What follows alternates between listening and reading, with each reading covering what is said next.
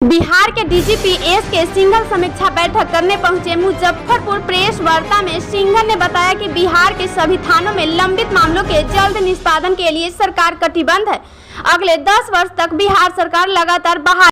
Show के प्रायोजक है मां भवानी डेकोर प्राइवेट लिमिटेड, मतलब a complete floor solution, new 0 mile Dadar road Muzaffarpur. वाली प्रक्रिया चलाकर पूरा करेगी।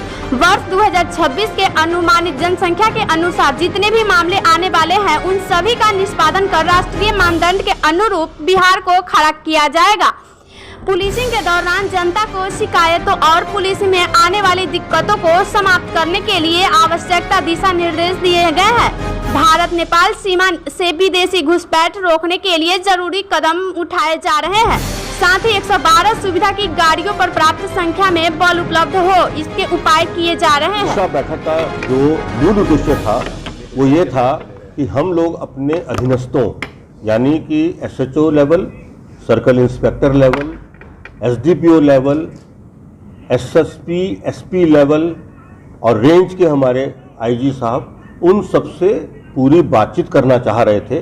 और बातचीत करने का जो उद्देश्य था वो ये था कि हम पुलिसिंग अच्छे से अच्छी और कैसे कर सकें, जो कमियां हैं पुलिसिंग में उसको आइडेंटिफाई करके उसका हल निकालें, और उसके अलावे जो हमारी सरकार की अपेक्षा है और जो नागरिकों की अपेक्षा है उसको हर कीमत पर किस ढंग से जो है उसको उसकी भरपाई करें, उनकी अपेक्षाओं को पूरा करें, इस पर व्यापक चर्चा हुई।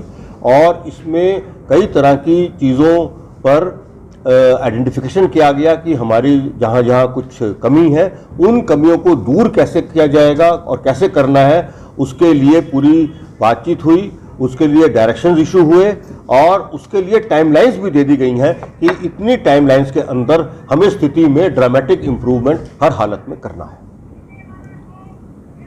सर, कई मुंशी यहाँ जिले में जमे, उसको लेकर क्या कुछ है?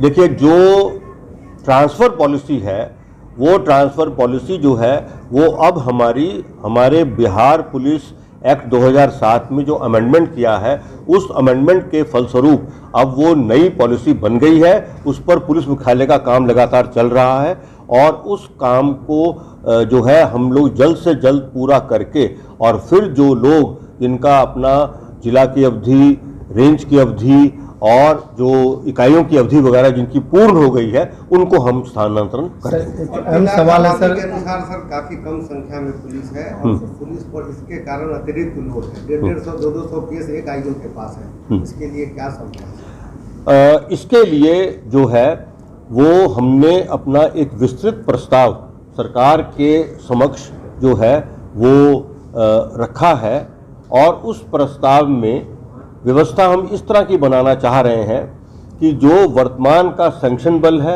और जो वर्तमान का उपलब्ध बल है उसका जो फ़र्क है वो फ़र्क और उसके अतिरिक्त जो हमें नेशनल एवरेज बनाना है अपना बिहार की पुलिस का, उस नेशनल एवरेज बनाने के लिए रजिस्ट्रार जनरल जो सेंसस होते हैं उनके द्वारा 2026 में जो बिहार की आबादी प्रोजेक्ट की गई है उस पर हमने बैकवर्ड कैलकुलेशन करके वो सारे नंबर्स जो हैं वो जोड़ लिए हैं और बहुत ही जल्द जो है वो सरकार के स्तर पर ये हमें सैंक्शन मिल जाएंगे और फिर आने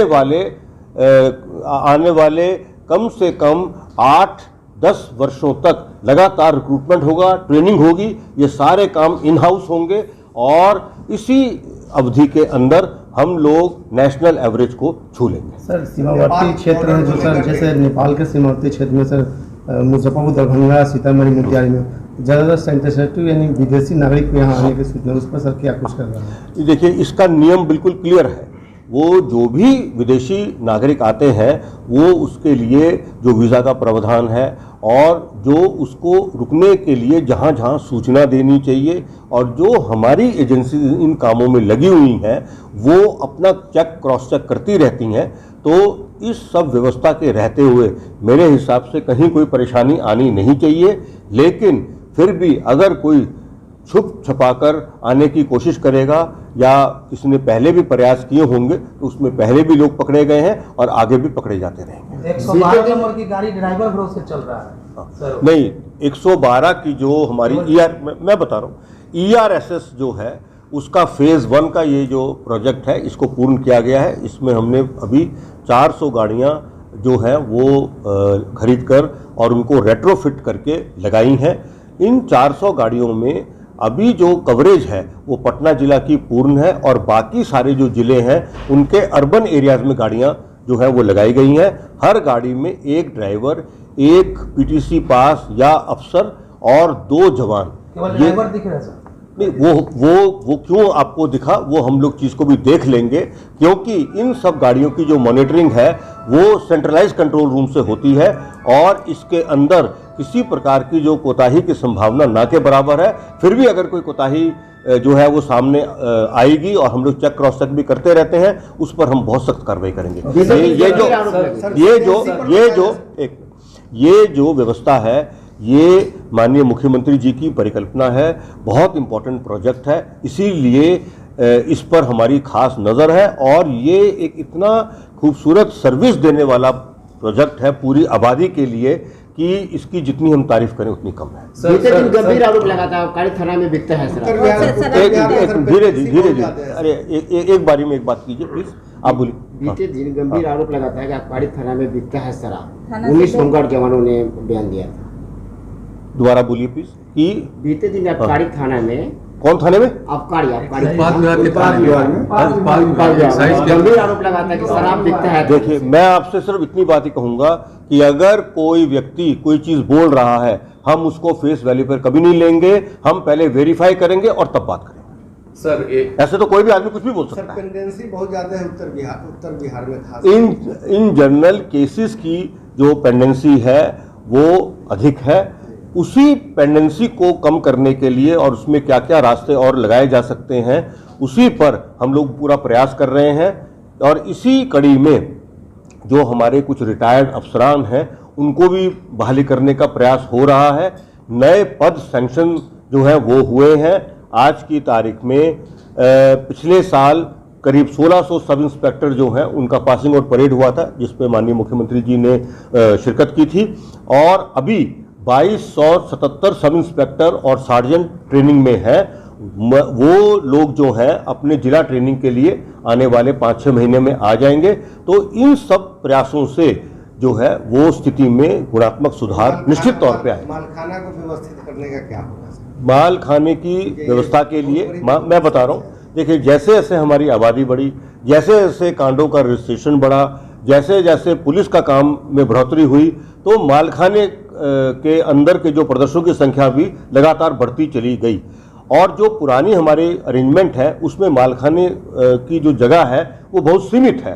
तो अब हम लोग कोशिश ये कर रहे हैं कि इस समस्या के निराकरण के लिए किस तरह से रास्ते निकाले जाएं। नए थानों में जगह बढ़ा दी गई है और जो एक कंसेप्ट ये भी है कि हम किस तरह से जो सेंट्रलाइज्ड मालखाना है उसकी कुछ व्यवस्था करें जिसके अंदर जगह काफ़ी ज़्यादा रहे और प्रदर्शनों का जो रखरखाव है वो भी अच्छे से हो सके और सेफ्टी भी बरकरार रहे। सर, देश विरोधी गतिविधि को लेकर लगातार छापामारी एनआईए के द्वारा जारी है, तो पुलिस इसको लेकर कितना सतर्क है? देखिए, इसमें सबसे पहले तो हमारी जो पुलिस है उस पुलिस ने बहुत ही बढ़िया काम किया है। जो मॉड्यूल जो हैं वो उन्होंने लोकेट किए और उस पर आगे की कार्रवाई उनके द्वारा की गई। कालांतर में हमारी और जो इंटेलिजेंस एजेंसीज हैं और जो इन्वेस्टिगेशन का जो काम हमारी एनआईए करती हैं उन्होंने हमारे दोनों केस को अनुसंधान में ले लिया है और उस केस को उनके पास अनुसंधान में जाने के उपरांत जो हमारे पुराने अफसरान जो इन कांडों का अनुसंधान कर रहे थे वो लोग अभी भी उनके साथ जुड़े हुए हैं और एनआईए को वो भरपूर मदद कर रहे हैं ताकि जो इन्वेस्टिगेशन में उन्होंने अपने काम किए हैं उस इन्वेस्टिगेशन में प्राप्त सूचनाओं का भरपूर उपयोग किया जा सके और इस मामले को बिल्कुल गहराई